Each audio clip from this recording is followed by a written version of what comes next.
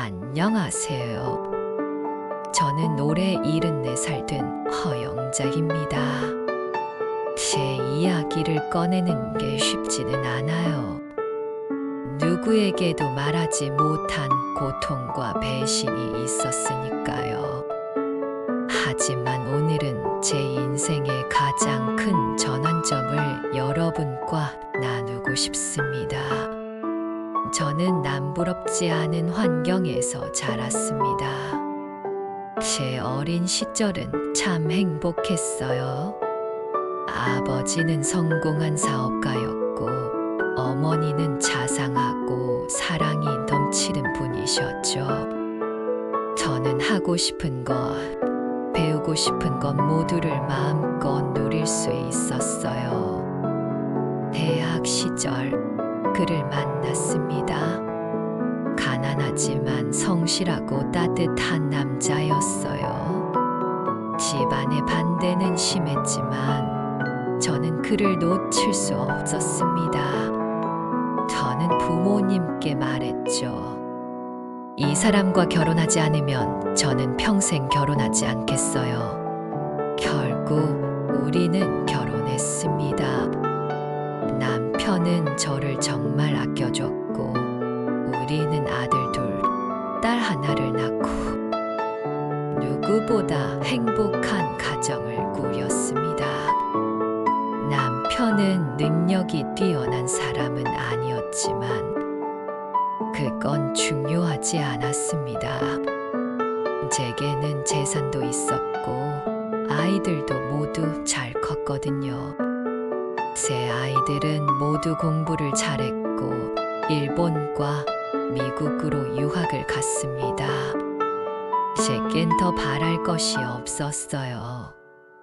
어느 날 남편이 제게 말을 꺼냈습니다. 여보, 나도 이제 내 일을 해보고 싶어. 저는 처음에는 반대했어요. 우리는 이미 충분히 행복했으니까요.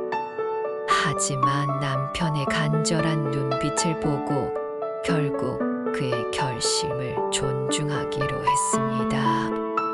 저는 사업 자금을 마련해줬고 남편은 사업을 시작했습니다. 사업은 처음에 잘 되는 것처럼 보였어요. 남편은 자신감에 차 있었고 저도 그런 남편이 대견했습니다. 하지만 몇 년이 지나지 않아 남편이 어느 날 저를 찾아와 말했습니다. 미안해. 사업이 잘못된 것 같아. 그 말을 끝으로 남편은 집에 들어오지 않았습니다. 저는 남편에게 무슨 일이 생긴 건지 걱정이 되어 밤마다 전화를 걸었지만 그는 끝내 연락이 닿지 않았습니다. 얼마 지나지 않아 집이 압류되었습니다. 남편이 사업을 확장하려고 제게 말도 없이 집을 담보로 대출을 받았던 겁니다. 저는 망연자실했습니다. 아이들은 외국에서 공부 중이었고 저는 하루아침에 거리도 내몰리게 되었죠. 그때 제 나이는 51살. 저는 모든 걸 끝내고 싶었습니다. 번개탄을 피우고 삶을 마감하려 했습니다. 하지만 그 순간 죽음의 공포가 저를 깨웠습니다. 죽을 각오로 다시 살아보자. 저는 그렇게 제 인생의 두 번째 막을 열기로 결심했습니다. 저는 과거의 자신을 완전히 버리고 밑바닥에서 다시 시작했습니다. 건물 청소, 식당 설거지, 시장에서 짐 나르기, 할 수 있는 모든 일을 했습니다. 창피함도 있었습니다. 혹시라도 아는 사람이 저를 알아볼까 두려웠죠. 하지만 그럴수록 저는 스스로에게 다짐했습니다. 내가 무너지면 아이들은 어떻게 할 거야? 그렇게 하루하루를 버티며 살아갔습니다. 그러던 어느 날 한 식당에서 설거지를 하고 있던 제게 익숙한 목소리가 들려왔습니다. 여기 서비스 좋아졌네. 오늘 음식 정말 맛있어.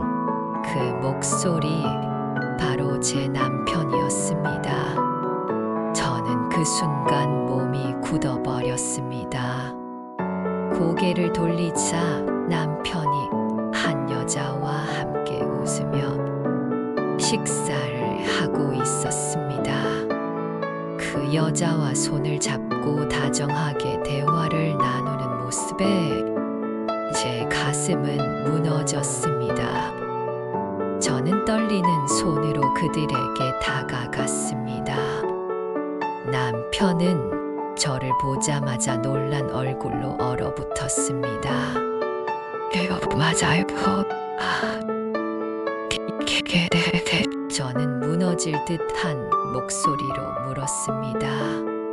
어떻게 나를 두고 이렇게 살고 있을 수 있나요?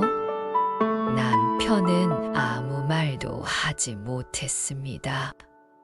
언제부터 다른 여자가 있었던 것일까? 그동안 우리 결혼 생활은 뭐였을까? 처음부터 거짓이었을까? 그 순간 제 머릿속은 수많은 질문으로 가득 찼습니다. 그날 이후 저는 남편의 소식을 더 이상 듣지 않았습니다. 모든 진실을 알기 두려웠고 이미 너무 지쳐 있었으니까요. 하지만 저는 깨달았습니다. 내가 살아야 할 이유는 남편이 아니라 나 자신이다. 저는 아이들을 위해 그리고 저 자신을 위해 다시 일어서기로 했습니다. 지금 저는 그때보다 훨씬 단단한 사람이 되었습니다. 인생은 가끔 기가 막히고 어이없지만 그 속에서도 희망은 있습니다. 여러분, 삶의 시련이 닥쳐와도 절대 포기하지 마세요. 우리에겐 언제나 다시 일어날 힘이 있습니다. 제 이야기를 들어주셔서 감사합니다. 구독과 좋아요 부탁드립니다. 다음 이야기에서 뵙겠습니다.